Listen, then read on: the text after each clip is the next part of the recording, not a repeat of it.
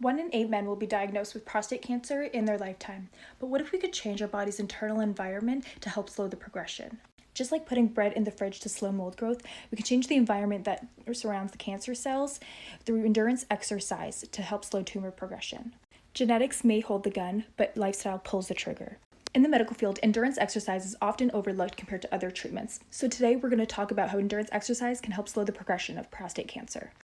As Natalia said, even if someone is receiving standard cancer treatment, exercise can actually improve how well that treatment works. Here's how.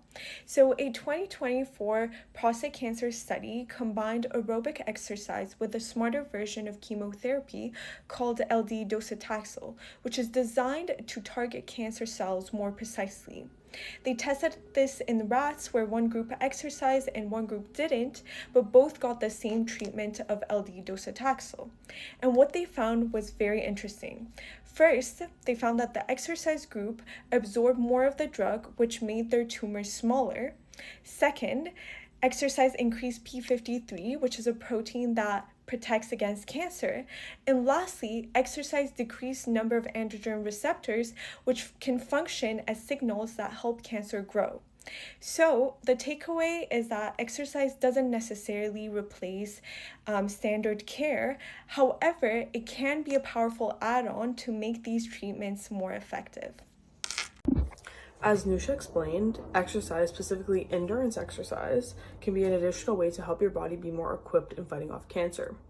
In a study called the ProImmune Trial, prostate cancer patients undergoing chemotherapy and anti-androgen treatments completed a 6-month endurance training program. Researchers found that in terms of the immune system, regular aerobic or endurance exercises changes important immune-related body markers, including cytokines like IL-6, which are messengers that tell the immune system where to go and what to do, and growth factors like IGF-1, which are linked to inflammation and the progression of cancer. With these changes, it was suggested that endurance exercise can help regulate these changes in the immune system to create an environment that is less favorable for cancer to grow. So while endurance exercise is not a cure-all for prostate cancer, it can help the immune system be more equipped to respond and to manage the cancer. Building off of Michaela, aerobic physical exercise alters the prostate terminal environment by shifting it from a pro-inflammatory state to an anti-inflammatory state. A study done by Barris et al. Shows how exercise reduces cytokines, which control the immune response. In a sedentary environment, pro-inflammatory cytokines like IL-6 and TNF-A are usually high. These proteins act like fuel, promoting cell survival and the formation of new blood vessels for the tumor to grow. Aerobic exercise also increases the levels of interleukin-10, which is a powerful anti-inflammatory cytokine that suppresses the inflammatory signaling that cancer cells use to grow and spread. To determine the reduced inflammatory environment, the study measured mast cell recruitment to sites of inflammation because they are the body's first line of immune defense. The amount of mast cells in the prostate were lower in the exercising group, indicating reduced inflammation in the area. Prostate cancer thrives in a pro-inflammatory environment. By reducing systemic and local inflammation, exercise makes the environment more stable and healthy, making it much harder for the prostate cancer cells to maintain their aggressive growth patterns. Building on what was discussed by both Michaela and Ethan, cytokines like IL-6 and TNF-alpha play an important role in metabolic dysfunction, specifically insulin resistance, which is related to the growth and progression of prostate cancer. Higher-grade prostate tumors have been found to contain higher levels of insulin resistance, which strengthen signaling pathways that encourage cell migration and proliferation while preventing apoptosis. Androgen deprivation therapy is effective in slowing tumor progression, but can be seen to have side effects that impact metabolic health. The interaction between specific adipokines like TNF-alpha, IL-6, leptin, and adiponectin, and low testosterone can influence the development of insulin resistance. In one study, a 12-week endurance training program increased insulin sensitivity in peripheral tissues about 14% by increasing GLUT4 expression and improving AKT signaling. It is important to note that these improvements are even seen in men with low testosterone levels due to the ADT. Overall, the message stands that endurance exercise is an important addition in a treatment plan for prostate cancer patients. One source of all this inflammation and insulin resistance we just talked about is sick fat cells. Healthy fat cells act as an endocrine organ releasing leptin and adiponectin. However, with low aerobic fitness or high body fat, these cells become dysfunctional and produce high leptin levels and low adiponectin levels. Luckily, the research shows that endurance exercise can actually lower leptin and increase adiponectin. And it's also shown to burn more fat in your body than glucose. So over time, endurance exercise can help create a less favorable environment for prostate tumor survival and progression. As Natalia mentioned, excess body fat can release signals that support tumor growth. However, skeletal muscle does the opposite. Myokines are signaling proteins released by skeletal muscle when they contract during exercise. They help regulate metabolism, immune function, and cell behavior. Research has shown that during endurance exercise, myokines reach tumor sites from the bloodstream and change its environment. Each myokine has their own role, but collectively they exert anti-cancer effects by suppressing growth signaling, limiting nutrient availability, and enhancing tumor recognition.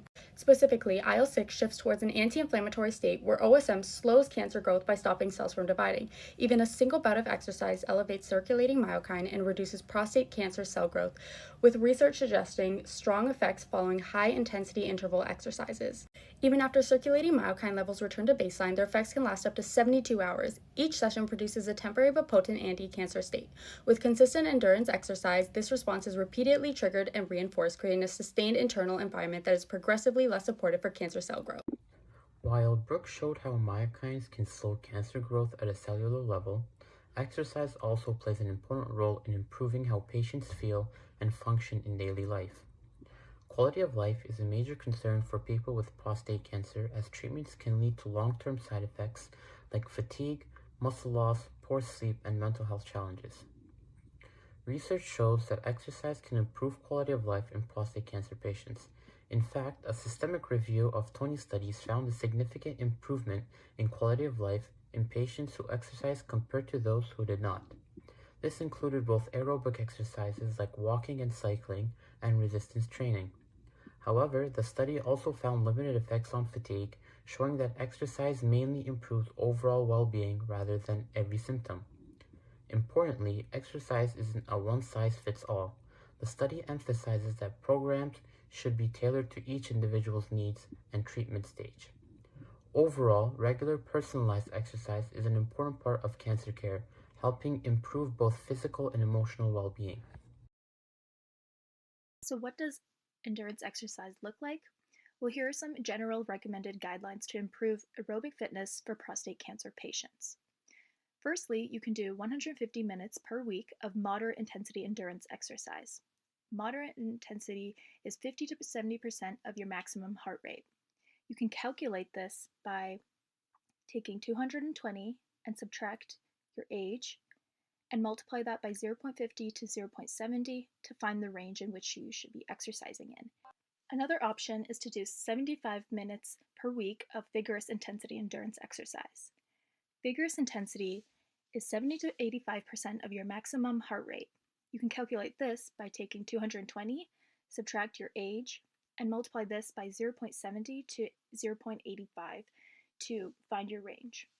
You can also tell you're exercising at a vigorous intensity if you have deep and rapid breathing, and you can only say a few words before pausing for breath. Some examples of vigorous intensity include running, fast cycling, and HIIT cardio, which is high intensity interval training. You can also spread your exercise sessions across the week and throughout the day. For example, breaking it down to shorter exercise sessions over 5 to 7 days. Patients with extreme fatigue or illness can aim for multiple sessions of 5 to 10 minutes throughout the day, aiming to accumulate the recommended amount of exercise each week. The recommendation, if you are able to, is more than 20 minutes per session daily.